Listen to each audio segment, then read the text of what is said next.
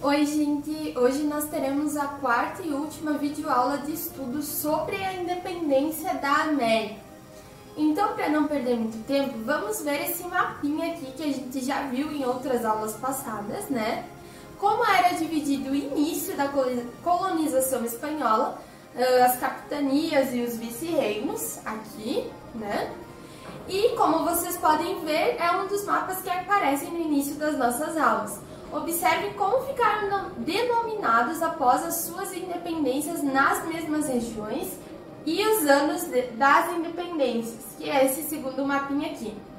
A gente vai ver que muitos locais foram subdivididos em vários, por exemplo, o vice-reino do Rio do Prata, né? Como vocês podem ver aqui, o vice-reino do Rio do Prata vai se dividir na Argentina, Paraguai, né? E eu vou destacar o Brasil nesse contexto, que ele foi colonizado pelos portugueses e por isso ele acabou ficando um pouquinho num segundo plano nessas nossas aulas. Assim aconteceu a mesma situação com os Estados Unidos, que também teve um destaque diferenciado devido à sua colonização e independência, como sendo um dos primeiros países a se independentizar. Observe o que eu estou representando aqui para vocês, né? Que nós podemos ver aqui pelo título, que são os respectivos anos de independência de respectivos países, é claro, né? No período de 1810 até 1825. O primeiro país após os Estados Unidos e o Haiti a se independentizar foi a Colômbia e o México, lá nos anos de 1810. Inicialmente a Colômbia, vamos compreender um pouquinho. As crises institucionais na Espanha por volta de 1808 começaram movimentos pela libertação das colônias espanholas nas Américas. E em 20 de julho de 1810 acontece a primeira tentativa de proclamação da independência. Ocorre uma longa guerra pela independência, liderada principalmente por Simão Bolívar e Francisco de Paula Santander, que terminou em 7 de agosto de 1819. Após a Batalha de Boyacá, o país ele era formado no momento por Nova Granada e Venezuela, Venezuela tendo o Equador sido incorporado posteriormente. Essas divisões internas, políticas e territoriais, elas levam à secessão, que é a separada da Venezuela e de Quito, atual Equador, lá em 1830. O chamado Departamento de Cundinamarca adotou o nome de Nueva Granada, que se manteve até 1856, quando se tornou a Confederação Granadina. Depois de uma guerra civil de cerca de 2 anos, em 1863, os Estados Unidos da Colômbia foram criados e duraram até 1886, quando o país finalmente se tornou conhecido como República da Colômbia. Logo depois, a gente tem o México. Em 16 de setembro de 1810, tem a sua independência da Espanha, que foi declarada pelo padre Miguel Hidalgo e Costilla, na pequena cidade de Dolores Hidalgo. O primeiro grupo insurgente era formado por Hidalgo, capitão do exército vice-reinal espanhol, e o capitão de milícias Juan Aldama, né? O Hidalgo e alguns dos seus soldados eles foram capturados e executados por um pelotão de fuzilamento.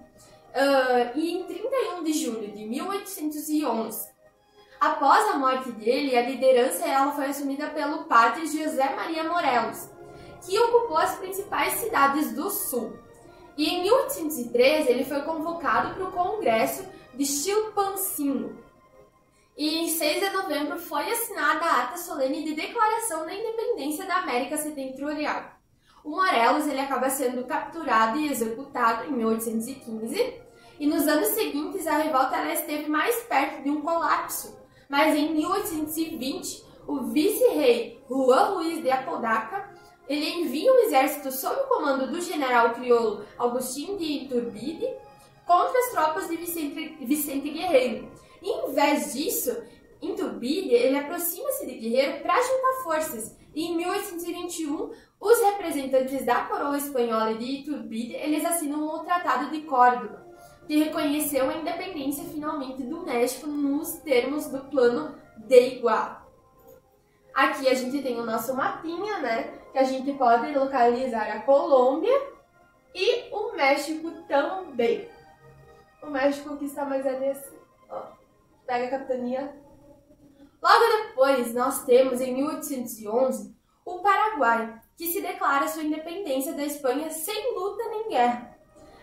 O Dr. Francia, né, mais conhecido como Dr. Francia, o Supremo governou o país até a sua morte, ocorrida em 1840, e durante o seu governo ele isolou o Paraguai do resto do mundo, não mantendo relações com nenhum outro país e proibindo a imigração e a imigração.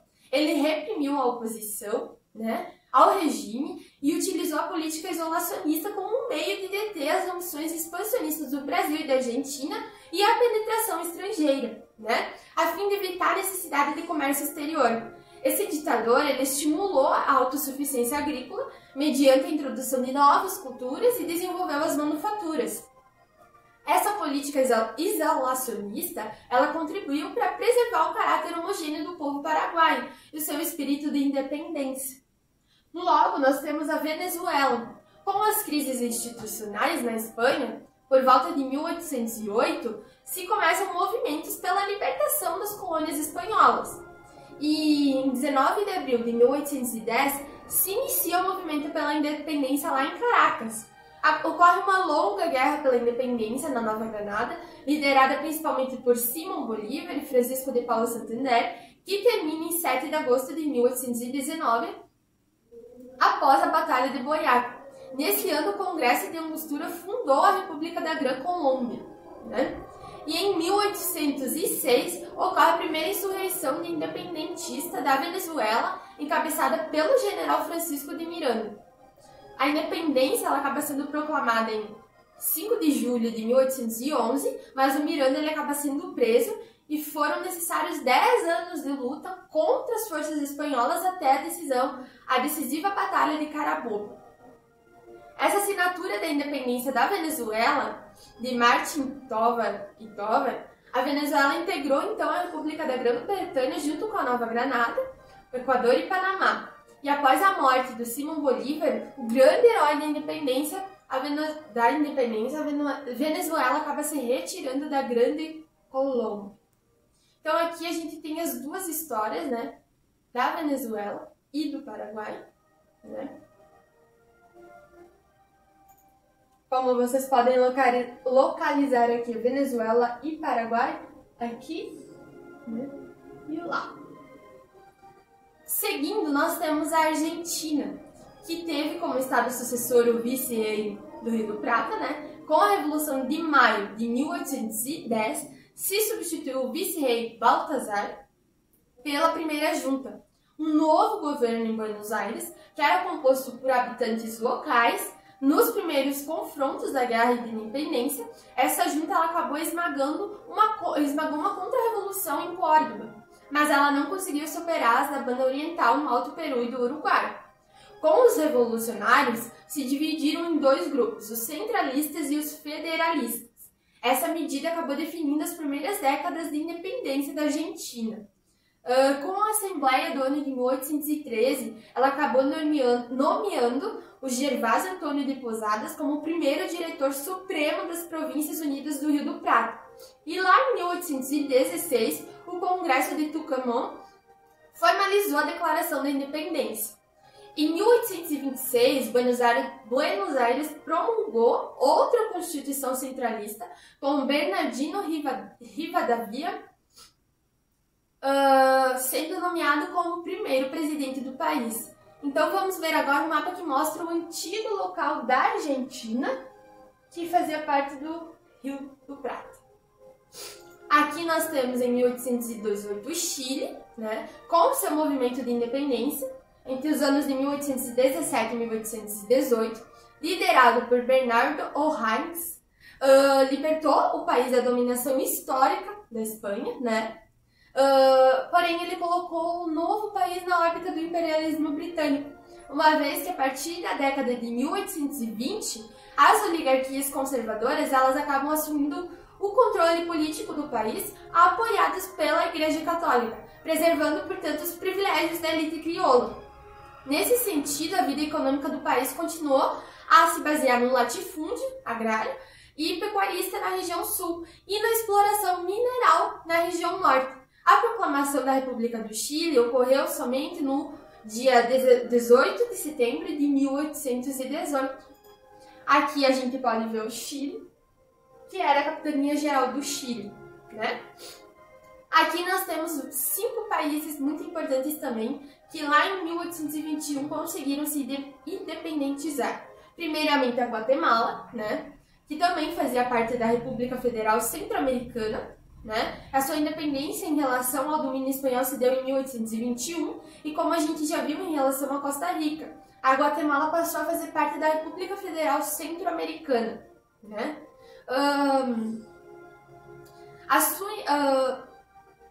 O colapso da federação ele foi resultado de uma forte oposição liderada pelo general conservador Rafael Carrera, que assumiu o poder da Guatemala em 1838, à frente de um exército popular promulgando a independência de 21 de março de 1847.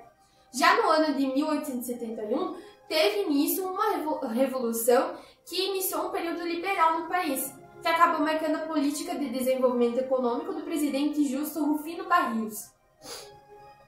Logo embaixo nós temos a Nicarágua, que alcançou sua independência no mesmo ano, né? E ela foi sendo anexada ao território das Províncias Unidas do Centro-América.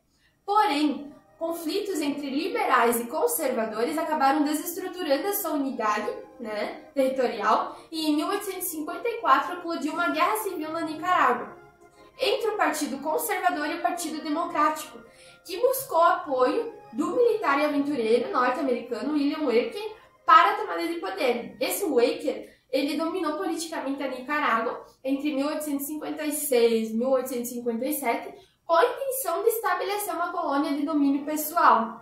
Após o incidente, as disputas políticas continuaram e foram visivelmente marcadas pela intervenção política britânica e norte-americana.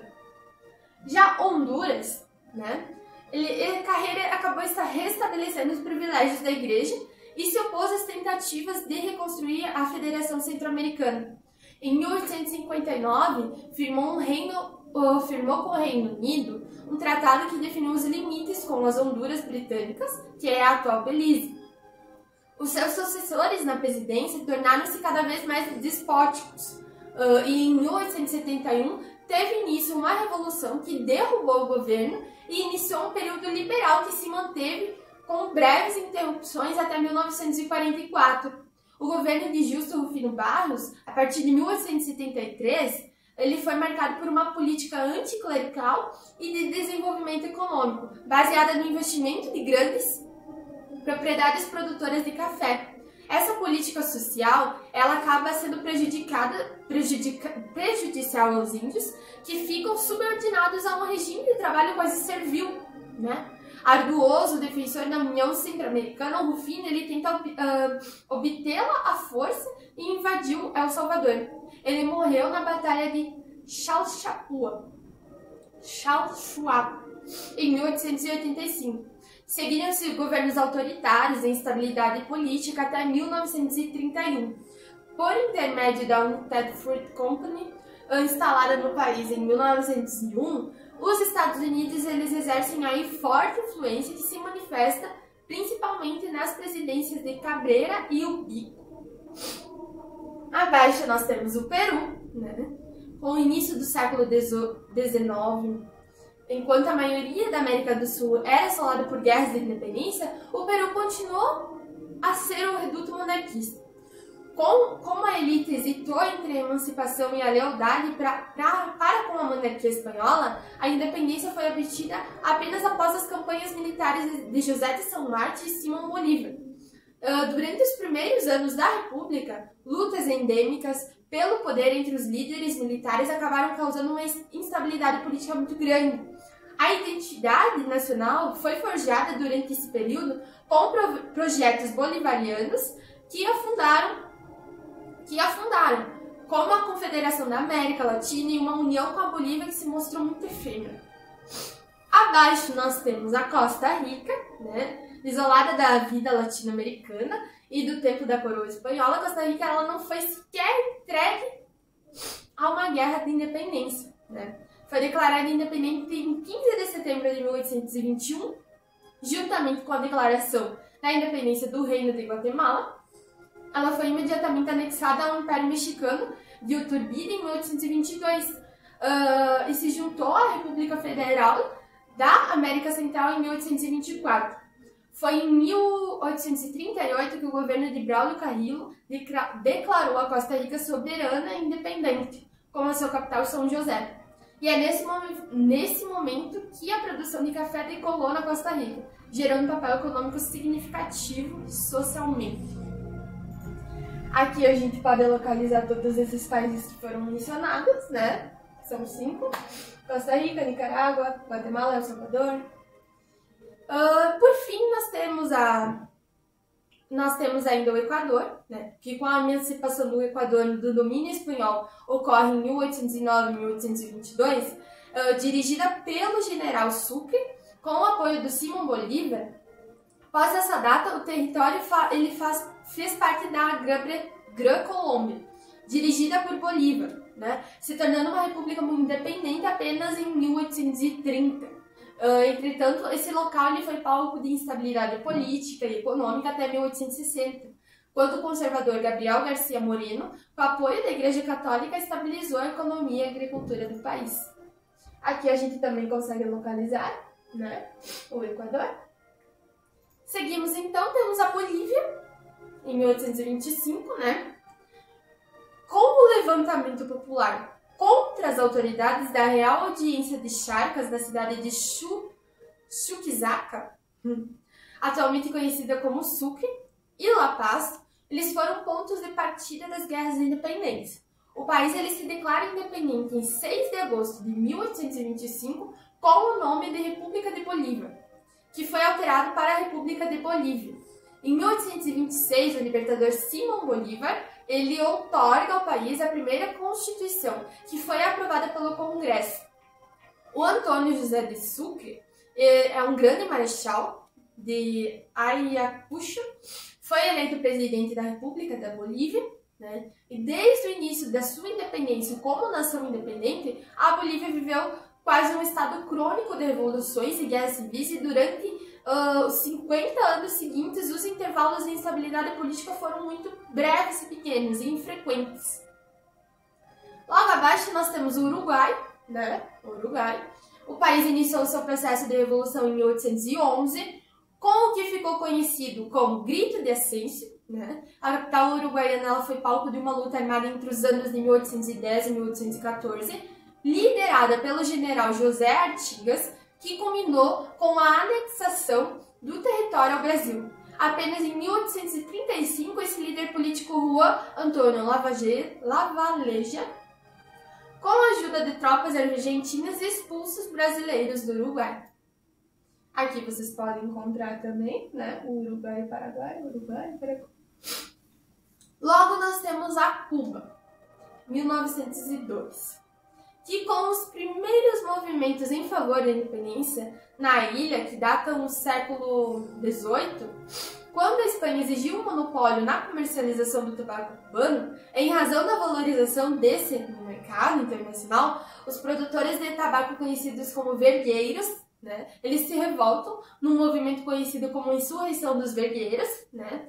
E no século seguinte houve outros movimentos pró-independências influenciados por movimentos semelhantes em outras colônias. Todos foram contidos pela administração colonial cubana, que não conseguia conciliar os interesses da elite local com a coroa espanhola.